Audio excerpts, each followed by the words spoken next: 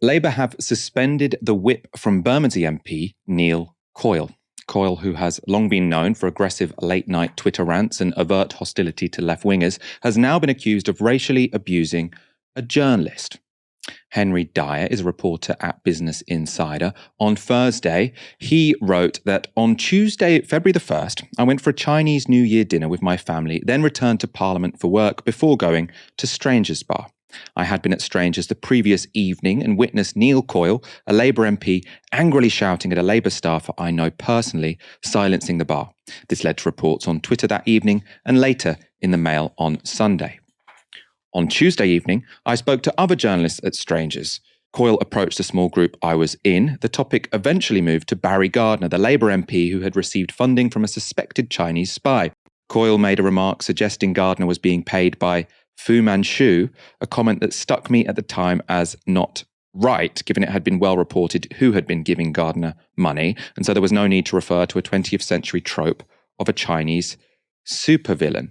I gently pushed back at Coyle about this. He asked me if it was just the case that I was being oversensitive before saying that he would apologise if he had said something bad and it wasn't just me being sensitive, which I believe was insincere. He then said that he had relatives of Chinese descent. I responded by saying that I'm British Chinese, to which Coyle responded that he could tell from how you look like you've been giving renminbi, which is the Chinese currency, to Barry Gardiner.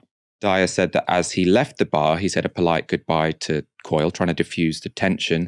Coyle then put two fingers up to him. After the incident, Dyer complained to the Speaker of the House, who banned Coyle from various bars in Parliament. The Labour whips were also informed, but the decision to suspend Coyle from the PLP only happened after Dyer went public.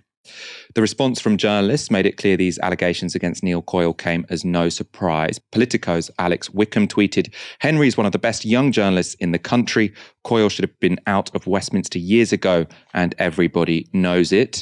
Eleni Correa quoted a Labour MP saying, "Coyle has form at being abusive and obnoxious in the Strangers Bar, but these racist remarks take it to another level.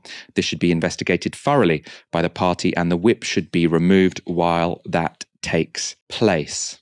Now, of course, it might have been useful to have mentioned some of that earlier. If this has been known for such a long time, maybe people could have mentioned it before. For example, maybe they could have mentioned it in 2017 when Coyle claimed an investigation by the Labour whips into his behaviour was just a politically motivated smear campaign. First of all, it's a really horrific instance of racism. You know, there's nothing which can be misinterpreted. He said something which was deeply racist, xenophobic to a British Chinese journalist. Secondly, and it hasn't happened, and I want to know why, Michael, why isn't anybody saying, well, Neil Coyle made this xenophobic comment about a journalist, that means that the Labour right has a problem with xenophobia? Nobody's saying that the disgusting actions of a single individual speak more broadly and reflect a problem for their political tradition. Of course, if the left has somebody who does something which is unacceptable or wrong, can happen. Look at, Jared Amara. What does this say about the Labour left and their attitude towards sexism and male violence? I mean, let's just hold Jared Amara accountable. It's a start, right? And if this was a left-wing Labour MP, I think the reception would be very different. We would have Ian Dale. Oh, this says so much about growing xenophobia amongst the Labour left. You'd have James O'Brien having one of his weekly aneurysms. You would have a Politico email. You'd have, top of the hour, Radio 4, BBC News, Today programme, Times editorials, The Sun. Labour and the left have a problem with xenophobia. It's time we start to talk about it. Tony Blair. I always knew the Labour left was xenophobic. Peter Mandelson. They've always hated China. But it's the Labour right. It's just one guy. We're not going to say how this reflects a broader problem. See how it works? And the other thing to point out is, from that description by the journalist from Insider, it seems as if the Labour whips were informed, a while ago, potentially around a week ago. And this suspension has only happened after this whole thing became public. Now, as you say, Aaron, sort of going back to your examples, if this had been when Jeremy Corbyn was leader and there had been an allegation of, what seems like obvious racism from a journalist and the party whips hadn't acted until the victim went public, we wouldn't hear the end of the fact that the disciplinary processes were completely defunct, and this is obviously an institutional problem. But now I haven't seen any mainstream journalists question why it took the person to go public if they'd been informed beforehand. I suppose you can make your own mind up what's going on there. I do want to show you one more clip which involves Neil Coyle, because he is such an obnoxious bloke, he can even make Therese Coffey appear charming. Watch this moment from a Work and Pensions Select Committee this week.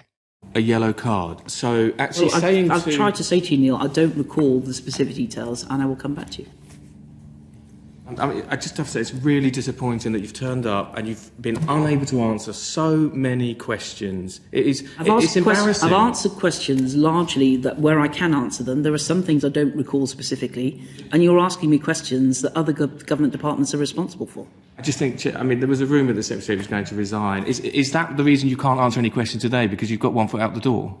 Oh, don't be ridiculous, Neil. You know, if you want to bring up gossip, I could bring up other stuff that happened downstairs. I don't think that's appropriate for this select committee. Thank you. It's understood Coffey was referring to Coyle's behaviour the night before he is alleged to have levelled racist abuse at Henry Dyer. Aaron, I tweeted yesterday that Neil Coyle is, it's a crowded field, but he is by far and away sort of the most obnoxious, the most unpleasant person sitting on the Labour benches. Got a couple of replies, some of them from people who, worked in and around the Labour Party, who said, saying by a long way is probably going a little bit too far. How exceptional do you think he is as a Labour MP, or do you think he is representative of something a little bit broader going on? I think he is representative, and I don't think it's necessarily a political tradition. I think it definitely overlaps with the Labour right. But there is clearly a culture in the Labour Party and among its MPs, they think they're special. And you saw that around the sort of deselection thing, which I think is just basic accountability of members over political representatives of their parties in Parliament. You see it with the Lib Dems, with the SNP. They have to reselect the person before they go out to the general public to be voted on. And in Labour, this was, how dare you? This is disgusting. They view themselves as a very special cast of people, insulated from broader energies and accountability. I think this feeds into that. And I think somebody like Neil Coyle, I mean, think about this, Michael. You've got somebody who has spoken in such a disgusting way to a journalist in public.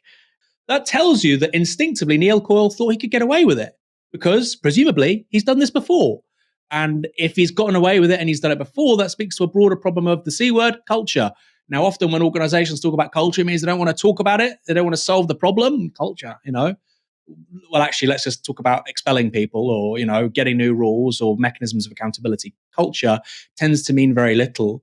But I think in the boozy culture of Westminster, and it applies to all parties, but I think, particularly the Tories and the Labour Party, I do feel like there are a surprisingly large number of MPs who kind of don't really feel like they have to behave in the public interest and they can just say and do what they want. And if you scrutinise them, you're an arsehole. No, sorry. You work for us. You're paid for us, by us. It's this very, very, very strange relationship to the electorate and the public and accountability. And I think it's not an accident. You walk into the Palace of Westminster, you get subsidised wine, golds everywhere. You think the sun's shining out of your arse. The media, 9 times out of 10, particularly from the Labour right, never question anything you say. Well, this time it seems he's taken it a step too far, and he's going to pay the price. And I personally hope he's lost the whip. I personally hope he's expelled from the Labour Party. I don't see how you can explain this away, making such an overtly racist remark to a journalist. There is no ambiguity here. And from what we've seen from sort of tweets from journalists, this is something which has been known for a long time. So one imagines he has form on this.